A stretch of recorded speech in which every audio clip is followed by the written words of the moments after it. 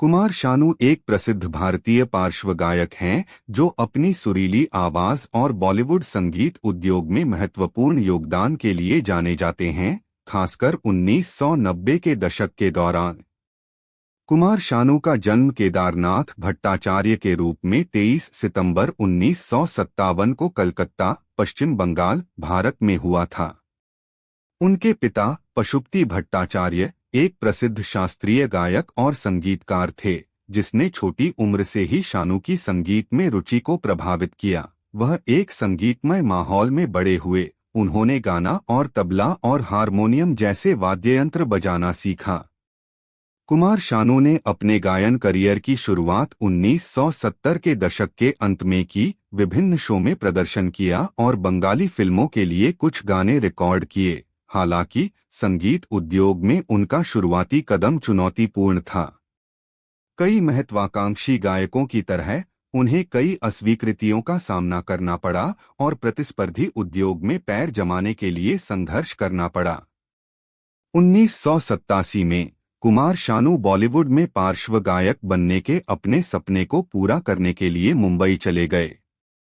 यह एक कठिन दौर था क्योंकि उन्हें वित्तीय कठिनाइयों और कड़ी प्रतिस्पर्धा का सामना करना पड़ा। ब्रेक पाने की उम्मीद में उन्होंने संगीत निर्देशकों से मिलने में काफी समय बिताया। कुमार शानू को बड़ा ब्रेक 1989 में मिला जब उन पर संगीत निर्देशक जगजीत सिंह की नजर पड़ी, जिन्होंने उन्हें फिल्म आंधियां में गाने का मौका दिया।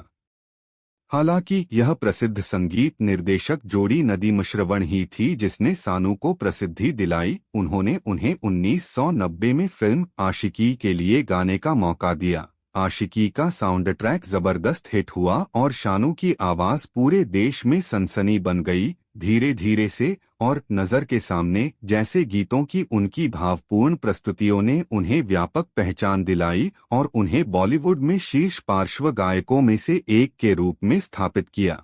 1990 के दशक में कुमार शानू की आवाज बॉलीवुड में रोमांटिक शैली का पर्याय बन गई। वह अपने गायन के माध्यम से भावनाओं को गहराई से व्यक्त करने की क्षमता के लिए जाने जाते थे, जिससे वह रोमांटिक गीतों के पसंदीदा बन गए। उन्होंने उस समय के कई प्रमुख संगीत निर्देशकों के साथ काम किया, जिनमें अनु मलिक, जतिन ललित और हिमेश रेशमिया शामिल थे। कुमार शानू की सबसे महत्वपूर्ण उपलब्धियों में से एक ही दिन में अधिकतम 28 गाने रिकॉर्ड करने के लिए गिनीज वर्ल्ड रिकॉर्ड्स में उनका नाम दर्ज होना है। यह रिकॉर्ड उनकी अविश्वसनीय कार्यनीति और गायन कौशल का प्रमाण है। उन्होंने 1990 से 1994 तक लगातार 5 वर्षों तक सर्वश्रेष्ठ पार्श्व गायक का फिल्मफेयर पुरस्कार जीता, जो अपने आप में एक रिकॉर्ड है। इस अवधि के उनके कुछ सबसे प्रतिष्ठित गीतों में दिलवाले दुल्हनिया ले जाएंगे का तुझे देखा तो, साजन का मेरा दिल भी कितना पागल है और आशिकी का अब तेरे बिन शामिल हैं। अपनी सफलता के बावजूद कुमार शानू की यात्रा चुनौतियों से रहित नहीं थी। 1990 के दशक के अंत और 2000 के दशक की शुरुआत में बॉलीवुड में संगीत परिदृश्य बदलना शुरू हो गया। नई आवाजें और शैलियां उभर कर सामने आईं।